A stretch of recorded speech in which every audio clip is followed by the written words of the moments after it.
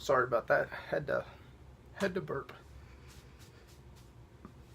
Nonetheless, this will be the second week two of the SmackDown and Raw review. Now I'm going to try to make this less than 20 minutes, because this is take two on week two of the Raw and SmackDown review.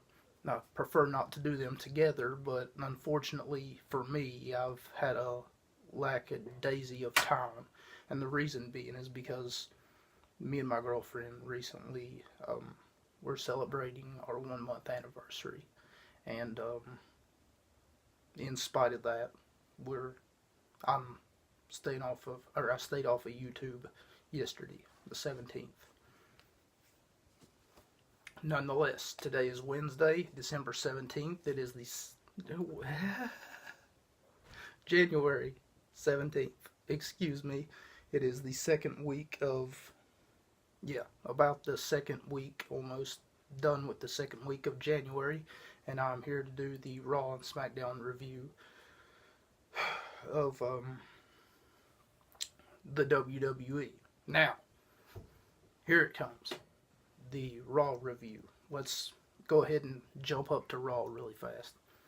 We seem to open with a segment between Kurt Angle and Braun Strowman. And with this segment, we also get kind of Braun Strowman trying to rip off Steve Austin, sort of. Let me take you back to the Royal Rumble when Steve Austin was in it. When Triple H was expected to return. Steve Austin, in an interview with Michael Cole, emphatically stated what he was going to do at the Royal Rumble. Whenever he said, "Let me tell you a story about a man named Stone Cold Steve Austin."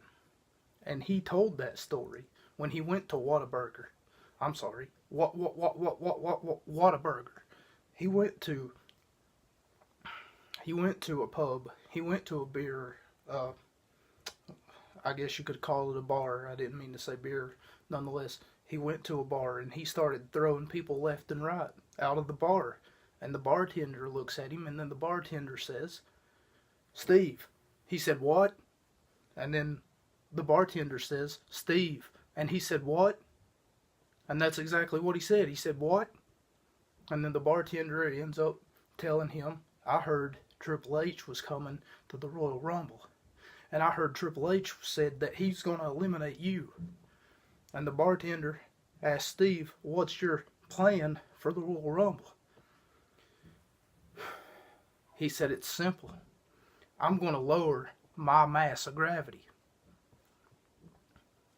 His center of gravity, he was going to lower it. That was his plan to defeat Triple H and 28 others, excluding himself and Triple H, from the Royal Rumble. And it seemed to have worked that year, because if I remember correctly, he ends up eliminating everyone and going on to WrestleMania to main event it. But that's not... I was getting off subject for a minute because I had to give an example about how Braun Strowman said that he was going to tell a story. And he was telling a story until Kurt Angle came out there with these flimsy looking toothpick of men that he called security guards. And he told Braun Strowman he was fired. So what did Braun Strowman do? What any reasonable man would do if they were fired.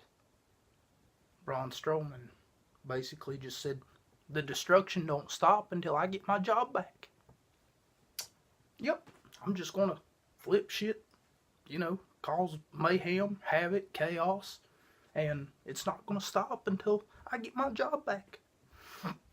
He basically turned over a production truck, or the rig of the production truck, not really the truck itself, otherwise the WWE would have went off the air. I mean, he wouldn't have done that.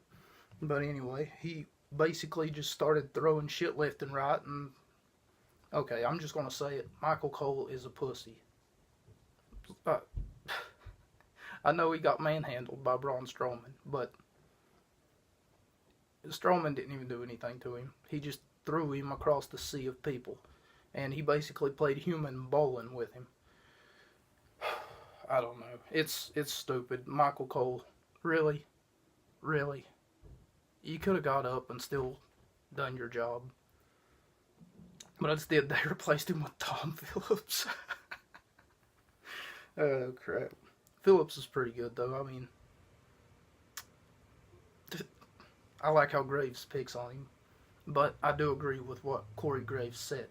Corey Graves said that they had made a mistake. That being Stephanie McMahon for hiring Braun Strowman back and putting him back in the triple threat match. He does not belong in that match. As a matter of fact, he doesn't even belong in the WWE, but I guess it's video for another time. But the next thing that I'd like to talk about is how impressive Ruby Riott, Sarah Logan, and Liv Morgan have been as of late. Because they knocked off the former women's champions, I should say, in a 6-woman tag team match. And I truly believe that Ruby Riott, Liv Morgan, or Sarah Logan, particularly Ruby Riott, actually might be on her way to winning the Royal Rumble. And, you know, I mean, it could be just a hunch or anything, but it seems like that they are quite the pairing.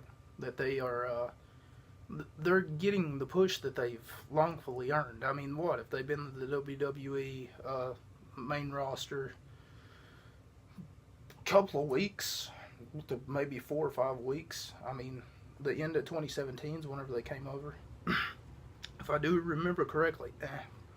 And they made a statement ever since. I mean, they pretty much just put the entire Raw women's locker room on, Raw women's locker room on notice. I think that they're in Raw. Charlotte's SmackDown, isn't she? How's that possible? Okay, well, if I got SmackDown and Raw confused for a second there, I do apologize. But I don't think that I did. Could be wrong. But moving on. Speaking of SmackDown, let's go ahead and move on to the SmackDown review for a quick minute here. Okay, SmackDown really wasn't all that good either this week. The reason being, now I do praise them. They got rid of Sami Zayn and Kevin Owens. They didn't have an episode featuring these two dumbasses. I got pennies right here. Okay. See that? Yeah, penny. Penny. Okay.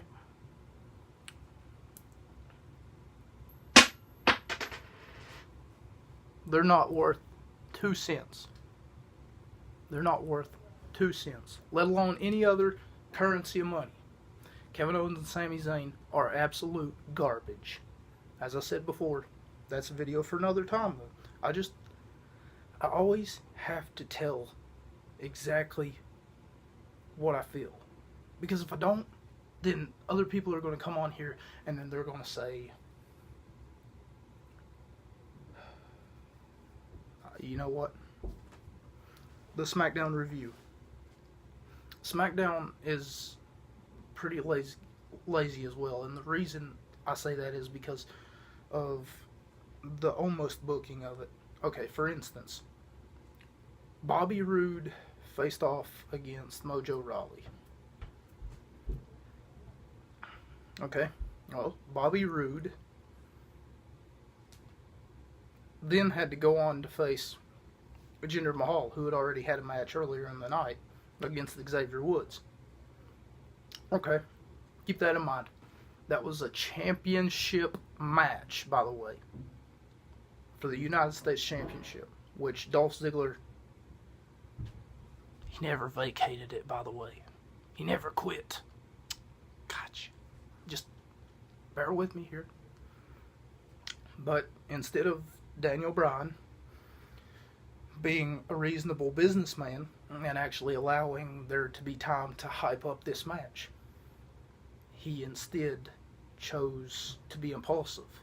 He instead chose to be someone in which that he allowed his own emotions, like he always does. He allowed himself to almost create a match with no hype around it, just giving out a free championship match that they could have had on the WWE Network on the pay-per-view. You know, you could have hyped it up. You could have, oh my God, this is such a great match. But instead, you just gave it away. Because that would have been a main event right there. That sells tickets right there. That would put seats. That would put asses in the seats, so to speak. Because that would fill seats left and right. Because both Bobby Roode and Jinder Mahal are on that 5-star performance level. Both of them are really, really good at what they do. They're on that main event level. And the fact that Daniel Bryan just decides to give that away is just atrocious. And Bryan has been doing this time in and time in and time again. Take the Royal Rumble, for example, where AJ Styles will face off against Kevin Owens and Sami Zayn. Why? Because Bryan took AJ too literal. And they're going to be the first ever co-champions. No, they're not. They're not. No. But instead, Bryan has just been nothing more than a cancer to the wrestling community, the wrestling society in a whole. Cancer that destroys, that deserves to be destroyed.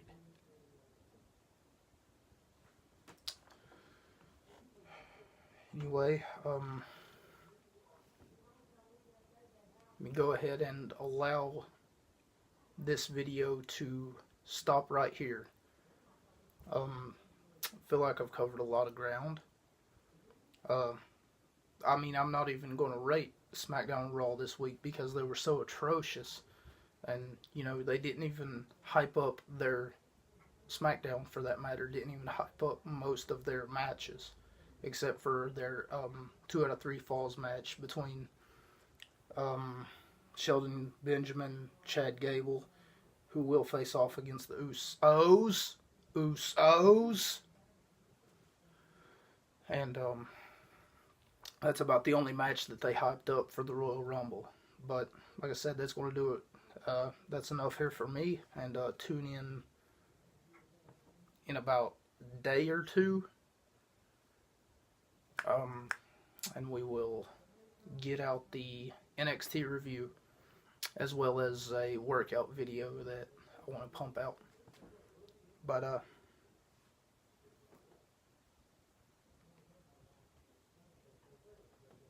that's all for me, and stay tuned next week, or don't follow me on Twitter at